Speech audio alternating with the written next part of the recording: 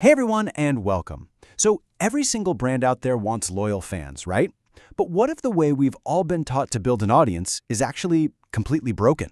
Today, we're going to dive deep into the power of true brand communities and how you can build one that you actually own instead of just renting. Let's get into it. Okay, let's kick things off with a number that should honestly be a little shocking to anyone in marketing. According to research from Dialogue, if your brand has over 100,000 fans on Facebook, your average organic post, the stuff you're not paying for, reaches just 2.59% of them. That is it, 2.5%. Which, leads to a really critical question. If you're putting all that time, all that energy, all that money into building a following, but only a tiny, tiny fraction ever sees your content, what are you really building? That's the core challenge we're going to unpack today.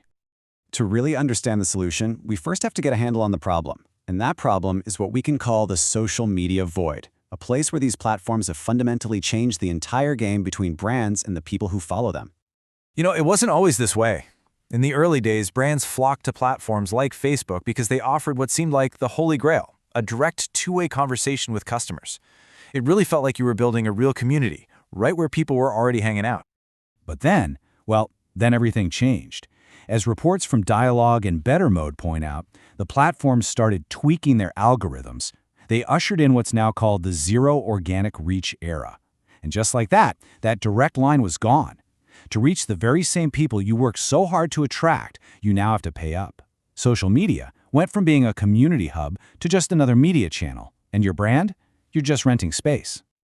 So if a giant social media following isn't a real community, then what is? Well, it requires a huge shift in thinking. You've got to stop renting an audience and start owning an asset. It's a way more powerful strategy. A true brand community isn't just a list of people who follow you. No, it's a living network of customers who are genuinely invested in what your brand is all about. They start forming connections with each other, all because of the shared values and interests your brand stands for. The brand is the spark, but the connections between people are real. And this right here, this is the absolute core difference. A social media audience? That's on rented land. Your followers are basically passive receivers, and guess what? The platform owns all their valuable data. But a brand community, that's an owned space. Members become active participants. And, this is huge, all of the data, all of the insights belong directly to you.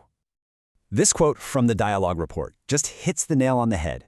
Community isn't some fuzzy, feel-good marketing term. It is the core thing that separates a disposable commodity from a brand that builds real, long-lasting value. It's a fundamental business strategy.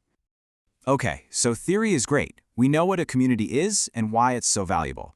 But how do you actually build one? Let's take a look at the playbooks from some brands that are absolutely crushing it. All right, first up, Adidas. Their Creators Club is an absolute masterclass in gamification.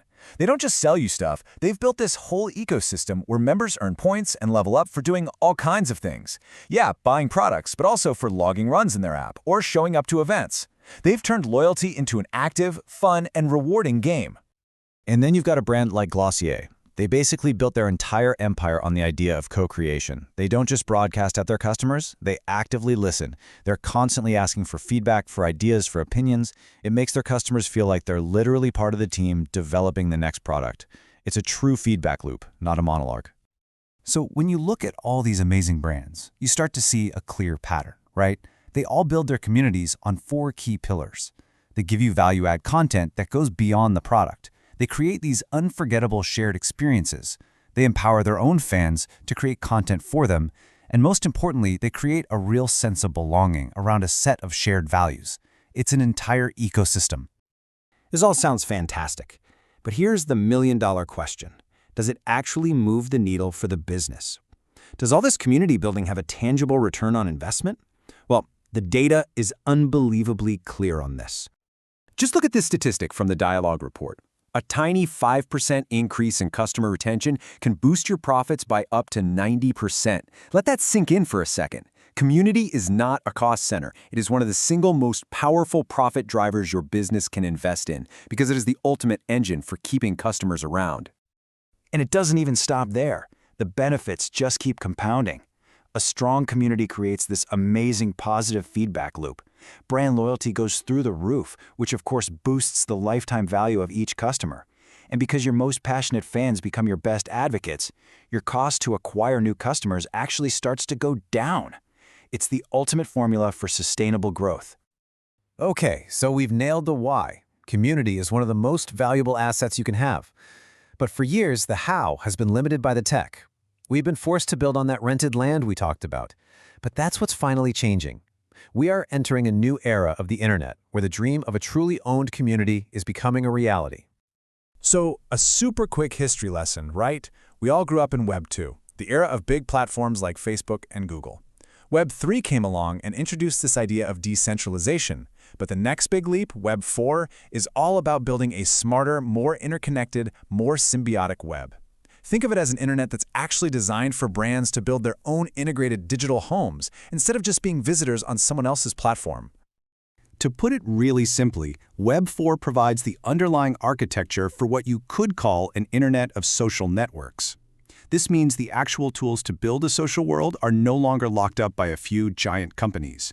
Any brand can create its own integrated, controllable social ecosystem. You're moving from just having a page to owning the whole playground. And this brand new architecture makes a completely new business model possible, one that directly solves that whole rented space problem we started with. And that concept is called social networks as a service. This is exactly where models like Linkspreed come into play. They provide the actual infrastructure for a brand to launch its very own social network. Remember all those problems we talked about? Rented space, no data, at the mercy of algorithms? Well, this solves them. You get full data ownership and control. You get a secure ecosystem that you run. And most importantly, you finally get back that direct, unfiltered line to your customers that was lost a long time ago. So here's the big takeaway from all this. The entire strategic focus for brands is shifting. It's no longer about how many followers you can rent on somebody else's platform. It's about building entire worlds for your customers to live in. It's about owning your community and shaping its future. So the only real question left is, what will your community become?